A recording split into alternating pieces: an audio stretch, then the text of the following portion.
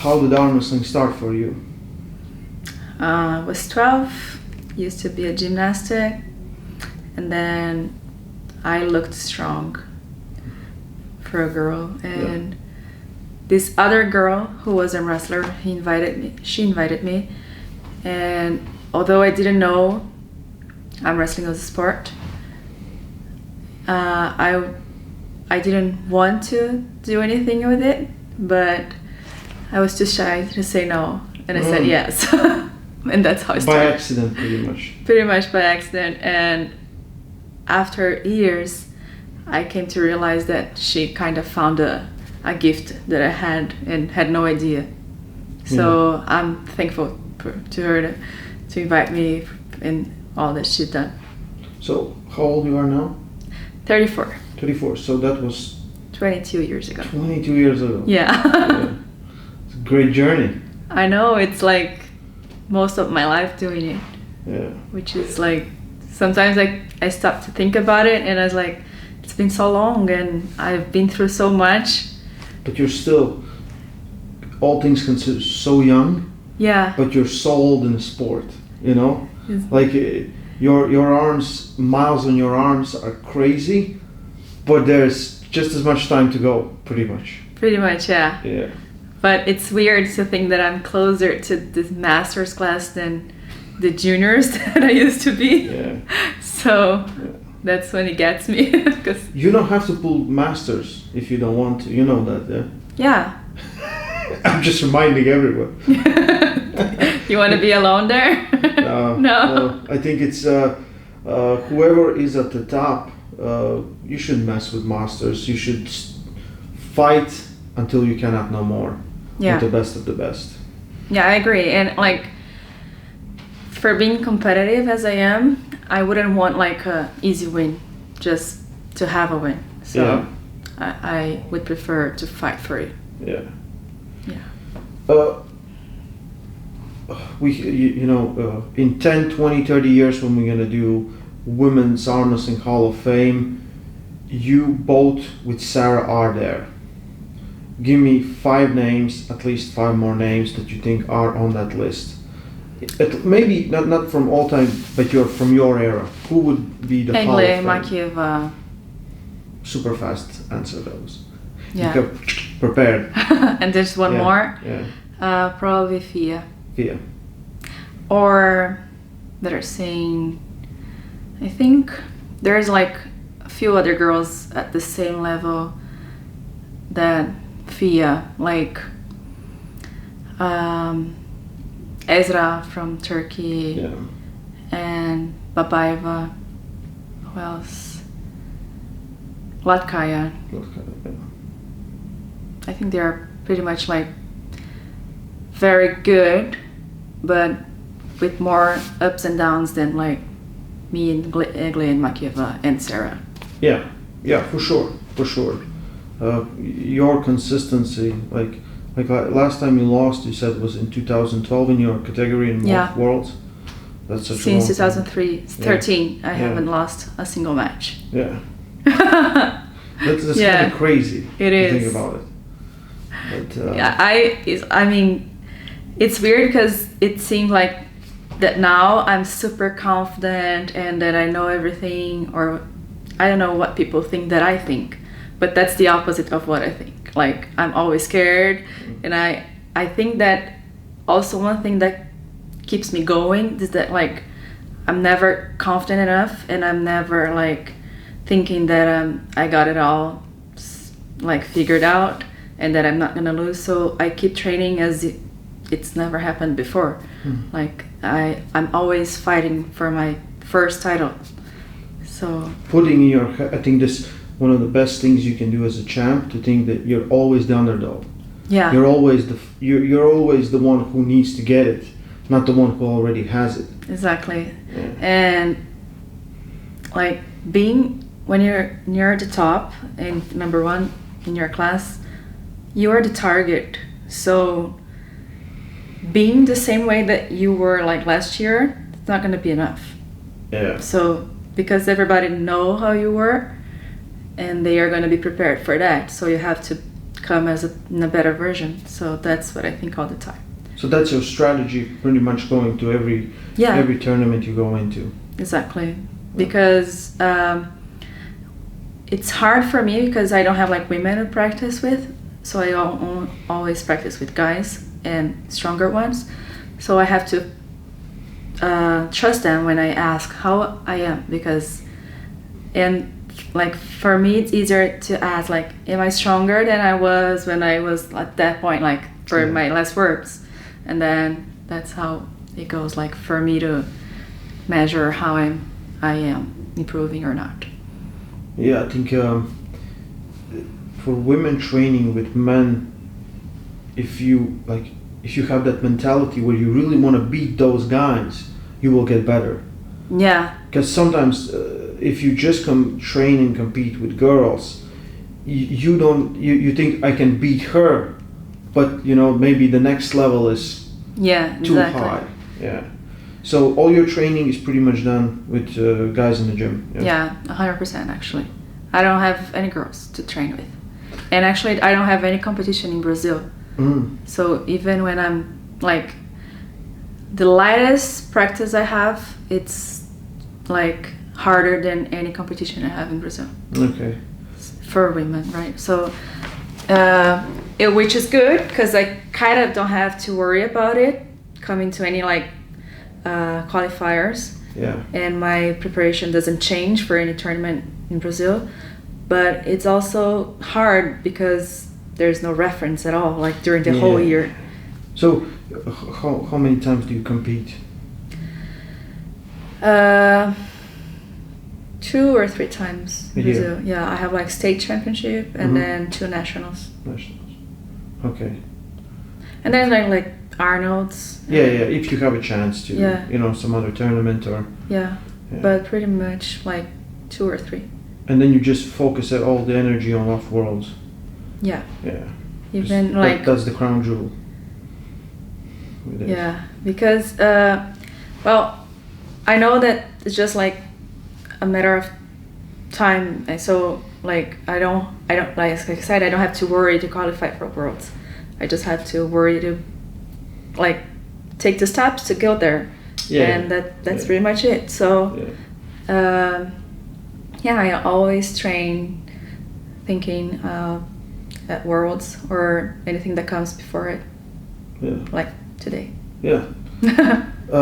Okay, we're gonna go to the match with Sarah. You kind of have a rivalry. Yeah. Which is kind of weird. It's not like, guys have rivalries and they fight, but this is like, I think more of a fan-made rivalry because they want to see you both. But sometimes you're not even in the same class when you compete, like in Off Worlds. I don't think we've never been in the same class. Yeah. I've never put her in a regular tournament. Yeah. It's always been super matches. Is this the 4th time? Yeah. So first was Armors? Armors 2012. Okay, then Arnold's? Arnold's Brazil 2013. And WL? WL. 19. And now King of Table. Yes. Okay. Probably like another different league will come up and we have like our super match there.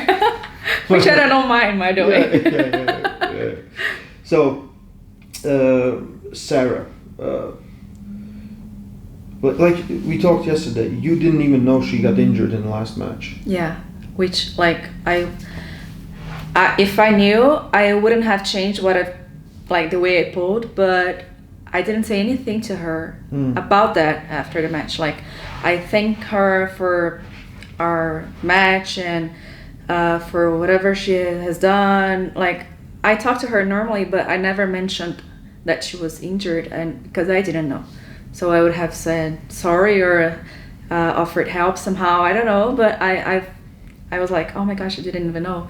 I should have said anything, but I texted her after that. Yeah. When I found out, I sent her a message saying, sorry, wishing her a speed recovery and everything. Yeah. It's not like you guys have like real rivalry at all. No, yeah, you're friendlier after the match than before, of course. You don't want to. Yeah, we were talking about that earlier.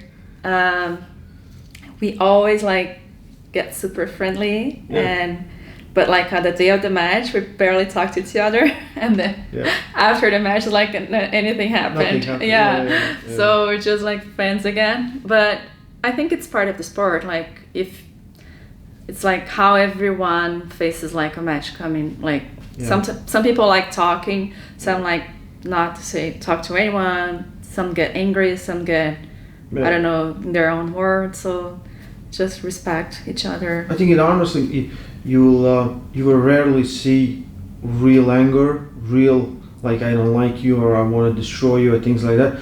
It's all in the fun or in the context of the match. Mostly before it's fun. When the match, it's all business, and then again, it's like a great example was Hermes and Matt Mask when they pulled. It looked like real emotions, and everyone's like, "Will they get in a fight on table?" As soon as they're over, everything's over. I take a look, and they're both sitting and laughing and talking because it's how it is. It is, and like that's why arm wrestling is so like our world's so fun to be in it because when I think we know more how to separate those things because it's a fight, but no one's getting punched in the face. Exactly. So you don't bring those feelings over. You're like, I lost, I might do this, and you have a chance to do it next time. Exactly. Yeah. In a fight, you're like, will they give me a rematch? You know? Yeah, and I think that one thing that I think is like. Am I like a professional in the sense of do I live off arm wrestling? No. Like, why should I take this so personally if it's just like a hobby, right? I do come to professional tournaments, but it's not like I'm gonna live off of it. So I have to have a life outside it, and being friends with everyone involved it's like the goal, like, and you can win matches and make some money, but at the end of the day, it's the friendship that you're gonna take home and every experience that you have with those people. So I really, really care about having a good relationship with everyone. Yeah, I think from outside they think it's a combat sport, especially the new fans. But if you look, like, as soon as everyone meets, even if you have met the person one time or 0 times, we have something to talk about and it's fun. Yeah. Like every time we go, which is fun. Yeah, here it's the first time I met like Alex, Kurdish, and Hermes, and as soon as we saw each other, like hugs and oh my god, because we feel like we've known each other for such a long time and we have so much in common, even being like from all parts of the world and never had met in person, but we cheer for each other and we are happy for each other's like winnings and success. Yeah. So I think that's very cool. Yeah, I think if one of us makes it, all of us have a better chance to make it. Yeah, you know, I think. And that's what I always say. Like, I don't want to, like, when I say to people about like arm wrestling growth, I say I don't want to be there by myself. Like, I don't want me to be the best of the world and be there by myself. I want everyone to have a chance. And if some of us can start doing that, I think the sport itself is going to grow. So it's like all of us trying to make sport itself grows and like working together to everything to become better to everyone, not just to a few of us. So that's very important to have support from others to get to the top and to be at the top with the more people that we could be there. Like, if everyone could have so many great opportunities like we're having, that would be the best. So sport would get bigger. Yeah, exactly. It instantly gets bigger. Yeah, it cannot be one person that gets all the opportunities. It should be many different. Yeah, I completely agree with you there. So, if the match ends, you're the winner. And we say, how about we take a break from Gabby and Sarah a little bit? What does Gabby wants next? Egle. I like this match, not Because I think, like, for me, she's the number one today after Makieva retired. And my goal is to be the number one. So I want to be the best. Yeah. And I'm not sure how involved she would be in, like, super matches and stuff. But I would like to have a chance against her. Because I used to have, when there was Lottie and I could go there. Yeah. Then you could go and test yourself. Exactly. Yeah. That was one of the greats of that tournament, that we could prove ourselves without risking much of a title, like at a WAF. Yeah. But not anymore. Unfortunately. It is what it is. Yeah. So yeah, I think that would be a good match.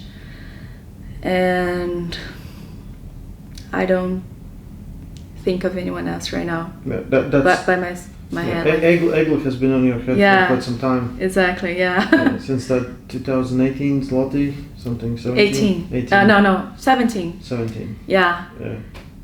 And I know I'm better now, so I keep thinking, like, how would that go? Yeah. Yeah, I think those are the matches that we absolutely need to have. Would you have a suggestion for other match for me? Yeah. Who? Oh, if I have a suggestion? No, I think that one. Okay. I think that one. Barbora is very interesting. I thought about her too. Yeah, she's a tank. She's big also. I know. Very big. And you can see that she doesn't have much, like, experience and technique developed yet, so she's young, pure strength. She's just destroying. And I know, everyone. which is dangerous too. Which is very dangerous. Yeah. So if she's winning worlds just not knowing much, imagine what she could do. With Egle and side table in Lithuania after European Championship. I saw something about it. Yeah, I don't know how much they filmed and how much they put out, but it was even. It was pretty even. At the start, I think it was Barbora, and then Egle took over. I think when they tried on straps, and then Egle dominated her. Yeah. But before straps, I think they were pretty even, which is great. Which is interesting. Yeah. And like I said, that not only Hall of Fame, but Mount of Rushmore for women's arm wrestling. Who else? Who else? Let's make these big matches. Let's try to figure out and make female arm wrestling bigger. There's so many. I think there's so many great matches to make. But for you, it's more about, like, who can you face where it's interesting.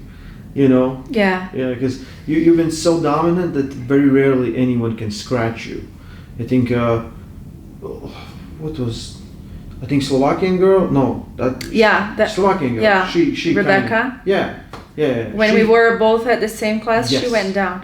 But when we were both, she gave me a hell of a job left-handed. Yeah. She's super strong left. Yeah. She went down now to 65. 65. Yeah. She's the only person that could lose weight during pandemics. I'm mad at her because of that. I only got fatter and lazier. She came down like 15 kilos. I was like, what happened? She was like, pandemics. I was like, that doesn't make sense. Yeah, I saw her. I didn't recognize her at start. Yeah, I was like, she. I think in Europeans she was fighting with Makeyev, and then in the Worlds with you. Makeyev didn't go. When? In the same year, I think 2019. Yeah. In European, she gave hell to Makeyev, and then gave hell to you. Yeah, huge potential for sure. Slovakian, and she won Worlds 65 kilos, both hands. She beat Gladkaya. No, she didn't win both hands. She won right arm. Lefty, I don't know. Lefty was Kyrgyzstan girl, then Latvian girl, and then I forgot who got third. Yeah, Gladkaya didn't get top 3 either, I think, or get the bronze or something. Yeah, I'm confused, but okay. People in comments will find it out for sure. What's your favorite match you ever had? I ever had? Yeah. Do you have, like, you remember, you're like, that was awesome. It like it doesn't matter how the match went, what happened, but for you it felt like I loved this match, your match. Well, the match that Eagle left-handed Slotty, it was surprising even for me because I have never touched her any before that. It was never close enough. Yeah. And that day I was like, I screamed, I hugged the referee, I was running around and just was like, and then I lost. But that one pin, that was so satisfying. Yeah. And I must say, like, my last match with Sarah felt really good, but after I found out she got hurt first round, it changed how I saw the match, right? Yeah. But I felt very confident and very strong and very, like, just I knew I had it. But let's see how it goes. Yeah, those are who listening and watching. Egle is what we would consider Levon of women's arm wrestling. She would be considered Levon. There's there's some Tsiplenkos in there, but she would be considered Levon. She is. Yeah. And it's impressive because I mean, she's not very active on social media, but she doesn't seem to be like a person who trains a lot or like who's super dedicated like we see other people. Yeah. And she just gets there. She just destroys. Yeah. Okay, I'm going back to Lithuania. Yeah. She's a police officer or something? Yeah. Yeah, she's like, I gotta go. Yeah. Write some tickets or something. Exactly, it's pretty easy to her. Yeah. Okay, last question. Why do you love arm wrestling? I think because of all the things that we talked about, like what kept me into arm wrestling is that it's not a simple sport as it seems. Like I came from gymnastics, which is super hard. It's what I coach today, and it's so many details, so many things to think, so many physical abilities that you have to train, and it didn't seem to. I wasn't like how do you say? I didn't feel that I needed to work hard to be a good arm wrestler when I started. Yeah. But when I started losing, I realized that There's it wasn't more. just about strength. There's more. And till today, I think about that because we never know enough. There's always something to learn, and you always have something to improve. So not being easy and pushing yourself to your limits and to think outside your box or to have different strategies or different training strategies, and it's like a process, a non-ending process. That's what gets me to stay with arm wrestling. But what I love about this world is like having opportunities to like know places and make friends from all over the world and experience in that you wouldn't have in your life otherwise. I, for myself, can say that I wouldn't have been outside Brazil if it wasn't arm wrestling. So I think this sport, as many others, but this one can take, it's like, it doesn't take much for you to have a good like tournament or a good arm wrestling thing happening. And then with that little thing, you can have a whole lot of the world joining you. And I love arm wrestling for it, like, and because I'm good at it. I must say. I don't like losing, so being good at it helps me enjoy it. That's great motivation. It is. Yeah, not wanting to lose. Yeah, so I just keep training.